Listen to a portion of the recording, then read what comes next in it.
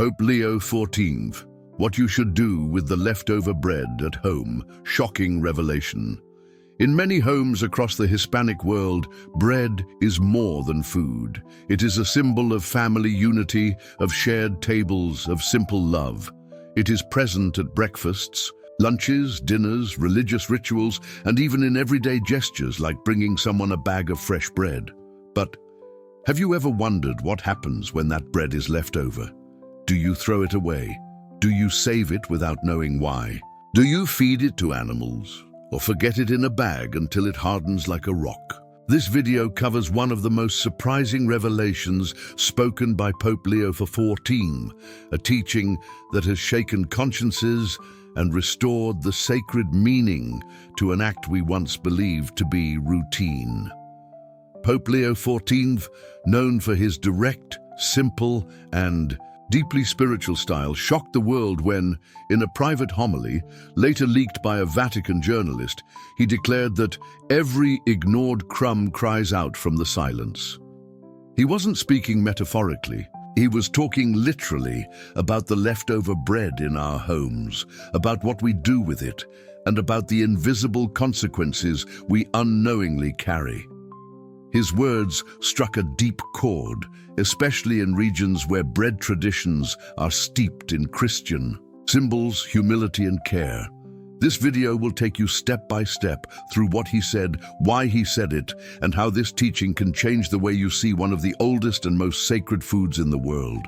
Stay until the end, because not only will you learn the truth behind this teaching, but you will also know what to do, starting today, with the leftover bread in your home. Like this video if you've ever felt guilt when throwing away food. Comment below on how bread is treated in your family or culture. And subscribe, because what you're about to discover isn't taught at the altars, but could restore the deepest meaning of your daily faith.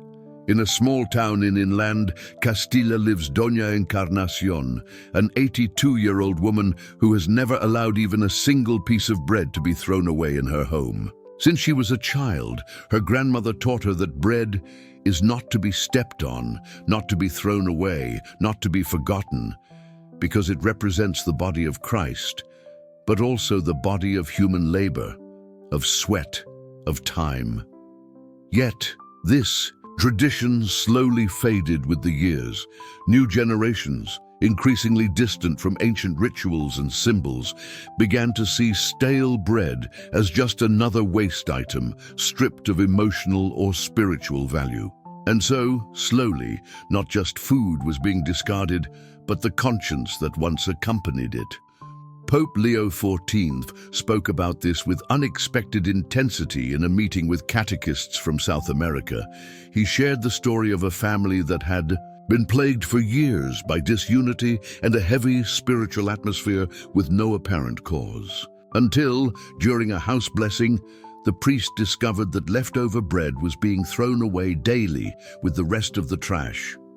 The Pope explained that this act, discarding something that still holds purpose, generates a spiritual energy of rejection. It's not about superstition or religious guilt, but an invisible law. What symbolizes life cannot be treated as garbage without unseen consequences. Just as the human body deserves respect, so too does bread, as a symbolic body, demand it. Doña Encarnación remembers crying when she heard these words on the radio, not because they were new to her, but because someone had finally said them out loud. What folk faith had always known was now being affirmed by the successor of Peter. When you throw away bread, the Pope said, you're not just discarding food, you're disregarding a blessing. This second part of our story marks the beginning of the conflict, the tension between tradition and forgetfulness. What ancestral practices have died out in your home? What was the last leftover bread you had, and where did it go? Comment below. Subscribe if you've ever felt that old customs carried more meaning than we realized. In the city of Guadalajara, Mexico, a young seminarian named Tomás Ramirez experienced something that would mark him forever. During a pastoral visit to a humble community, he was invited to share dinner with a family that received him with deep reverence. The table was modest, some beans, hibiscus water, and a basket of day-old bread. In the middle of the conversation, one of the children dropped a crumb on the floor. Without anyone telling him to, he bent down, picked it up, kissed it, and placed it back on his plate. Moved, Thomas asked why he did that. The mother answered with almost ritual-like firmness, "Because every crumb is part of the whole, and bread is not to be humiliated." That phrase stuck with him forever. Years later, now a priest, Thomas recounted that moment during a conference on Christian symbols before a silent audience. That was when he unexpectedly met Pope Leo XIV, who was attending the event. When Thomas finished, the Pope approached him, congratulated him and said, "What you saw in that child is what the world has forgotten." Reverence doesn't begin at the altar, it begins in the kitchen. From then on, Thomas became a silent messenger of that teaching. Every time he visited a home, he observed how bread was treated. Every time he gave a mass, he mentioned the importance of not scorning what is blessed. And in every confession, he added a small question. What do you do with the leftover bread in your home? This testimony went viral when a mother shared a recording of one of his homilies on social media. The video featured a highlighted phrase, "Tell me what you do with your bread, and I'll tell you how much you value what you have." The response was immediate. Thousands commented on how, for years, they had thrown away leftovers without thinking, how they felt regret, or how their grandparents taught them to kiss fallen bread. The awakening had begun. And that's when Pope Leo XIV decided to speak out publicly, not just as a spiritual teacher, but as a father seeking to correct an entire generation. Like this video if you believe small actions can have a big spiritual impact. Comment if you were also raised with respect for bread. And don't forget to subscribe. What comes next will make you look at your kitchen with new eyes. On a cloudy morning in Vatican City, Pope Leo XIV held a private meeting with a small group of theologians, sociologists, and popular educators. There were no cameras, no broadcast, just a wooden table, handwritten notes, and a message that, according to one attendee, burned more than incense on the altar. It was there that the Pope revealed that one of the great spiritual wounds of our era lies not in outright denial of faith, but in indifference toward the sacred in everyday life. And he used one direct symbol to explain it: the leftover bread that is thrown away without thought.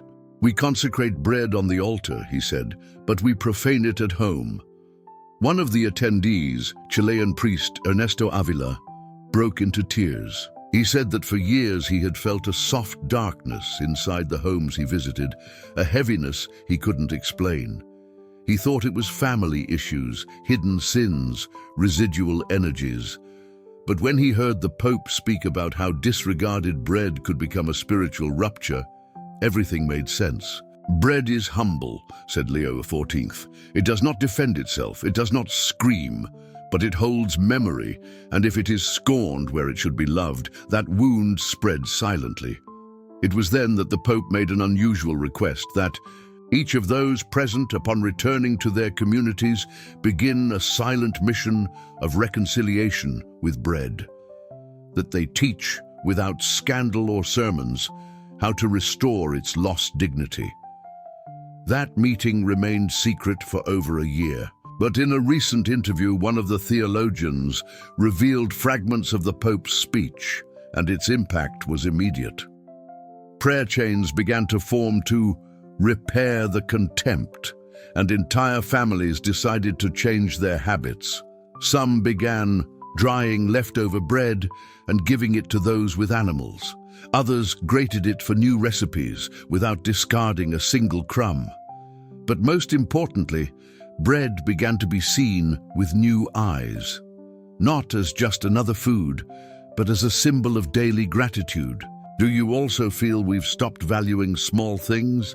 Share your experience. Like this video if you believe simple gestures can heal deep wounds, and subscribe because the most impactful truth is still to come.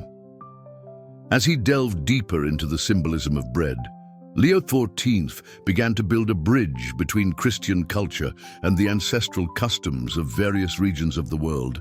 In many cultures, bread is not just sustenance, it is a metaphor for life, for hope, for the nurturing earth. But the Pope did not stop at the surface. He declared that bread, in its purest form, not only nourishes our bodies, but has the power to heal our souls. In his heart, he saw bread as a means of redemption. Just as bread does not know its importance until it is shared, our lives find meaning when we share who we are, Leo XIV reflected. In that moment, many of those present understood that the true value of bread lies not in flour, yeast, or perfect baking, but in its ability to bring people together. During a trip through Latin America, Leo XIV had the opportunity to speak with farmers who grew wheat and corn. With his own hands, the Pope touched the soil that would eventually give substance to the breads shared at humble tables. During this encounter, one of the farmers said to him, "We don't just sow to eat. We sow so there will be a future, so others can eat and grow." The Pope observed in silence, and after a pause replied, "The bread you sow is the bread that saves. Every grain is a seed of hope." These words were recorded in the Pope's personal journals and did not go unnoticed. In his message, Leo XIV spoke to the farmers about the importance of recognizing the sacrifice behind every meal. It wasn't just a matter of physical nourishment, but of connection with the earth, with others, with the future. When we eat, we don't just satisfy hunger, we honor the eternal cycle of giving and receiving. This encounter in the Andes region left a profound mark on Leo XIV, who not only encouraged them to keep working the land with love and devotion, but showed them how that simple act of sowing and harvesting could be seen as a metaphor for spiritual rebirth. Just as every seed grows and becomes bread, our faith too grows, transforms, and nourishes us all, he said, leaving a teaching that resonated with thousands, especially in rural communities. This message spread, and local campaigns emerged. In many countries, where families began to practice bread sharing, not only as a physical act, but as a spiritual commitment. Bread then became not just food, but a gesture of solidarity, a symbol of caring for life. Have you ever been touched by a tradition that taught you to value what seemed simple? Share your experience, spread this message, and if it moves you, subscribe for more revelations about everyday spirituality. On the outskirts of Cordoba, Argentina, a young woman named Natalia decided to clean her kitchen one Sunday afternoon. While checking the pantry, she found a piece of old bread, hard as stone. She vaguely remembered her grandmother telling her not to throw it away, but unsure what to do, she tossed it into the fire with other scraps. That night, she had an unsettling dream. She stood before a carved wooden door she couldn't open, while soft voices prayed from the other side. Upon waking, she felt uneasy. Days later, in conversation with a devout friend, she mentioned what she had done. Alarmed, her friend said, "Burning bread isn't just a gesture, it's shutting a door that was meant to stay open." Confused, Natalia began researching and found a document attributed to Leo XIV, never officially released but shared. In private circles, fire purifies many things, but it steals the blessing from bread. The text explained that while fire is a symbol of spiritual cleansing, it should not be used on what represents life given. Bread, being a symbol of offering, sacrifice, and communion, should not be destroyed by fire like waste. Leo XIV explained that many families, out of ignorance or convenience, make this mistake without realizing they are severing a sacred cycle. When you burn bread, he said, you don't just destroy what was given, you block its purpose, to nourish, to serve, to transform. That act of destruction, even accidental, breaks an invisible channel of gratitude. And when gratitude is interrupted, the soul of the home is thrown out of balance. That's why he recommended always reusing it, sharing it with animals if possible, or burying it in blessed earth. Never burn it. After reading this, Natalia changed her perspective completely. She began saving every crumb, drying and grating, hard bread for cooking, and sharing leftovers with her neighbor who raised chickens. The atmosphere in her home shifted. Days later, she had the same dream again, but this time the door opened. Inside, she saw a table set with warm bread and people praying in silence. She didn't know exactly what it meant, but she cried. Upon waking, she shared her testimony online, and her story went viral. Thousands began asking, "What are we doing with what God has given us?" This 6th chapter reminds us that even unintentionally, we can sever invisible threads that connect us to the sacred. Like this video if you've ever burned something without knowing its value. Comment if you were taught another way to handle old bread. And subscribe because 2 final truths remain that Pope Leo XIV asked us never to forget. In a homily during the celebration of Corpus Christi, Pope Leo XIV made an unusual pause. He set aside the prepared text and looked at the crowd with a grave but serene expression. "What did Jesus do with the leftover bread?" he asked aloud. Total silence followed. Then, with a calm voice, he recited the Bible passage, and they gathered 12 baskets full of leftovers. The reference to the miracle of the loaves and fishes was no accident. Leo XIV was revealing something that, according to him, many had read but few had understood, that even the miraculous bread, multiplied by divine will, was not discarded. It was gathered, preserved, respected, because to God, nothing that has served the good of the people can be treated as waste. The Pope explained that this gesture by Jesus was neither logistical nor decorative. It was deeply spiritual. It was a way to teach that bread, as a symbol, as a body, as memory, does not end its purpose when it stops being fresh. That every piece gathered with reverence is a form of thanksgiving for what was received and a sign that the divine is not disposable.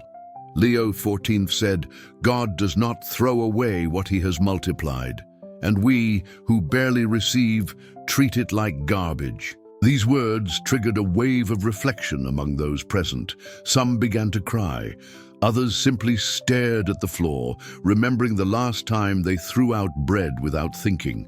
It was a moment of collective awakening, one that many described as a call to the soul.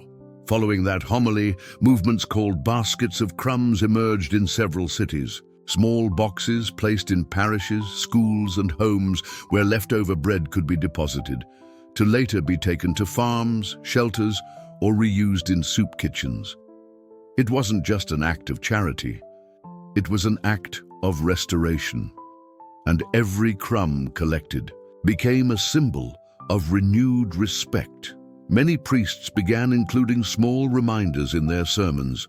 If Jesus did not scorn the bread he himself multiplied, who are we to do so? This 7th chapter brings us back to the origin, to the biblical roots so many forgot. Do you also believe that every small gesture can reflect our faith? Comment below, like this video if these words touched your heart, and subscribe because the final message may forever change the way you live. The last great teaching of Pope Leo XIV about bread wasn't delivered from an altar or in an encyclical, but during a simple pastoral visit to a geriatric hospital in Assisi. It was a moment without cameras, without microphones, but profoundly revealing. During the visit, while blessing an elderly patient, she asked in a fragile voice, "Holy Father, what can I offer if I no longer have strength?" Leo XIV gently took her hand and replied, "If you still break your bread, you still break your soul for others." Later, he explained to the chaplain that this woman, who merely shared her simple meal with other patients, was performing a spiritual act as powerful as any liturgy, because bread, even in its most modest form, still carries the memory of giving, love, and faith. At the end of that visit, the Pope left a handwritten note in the hospital chapel.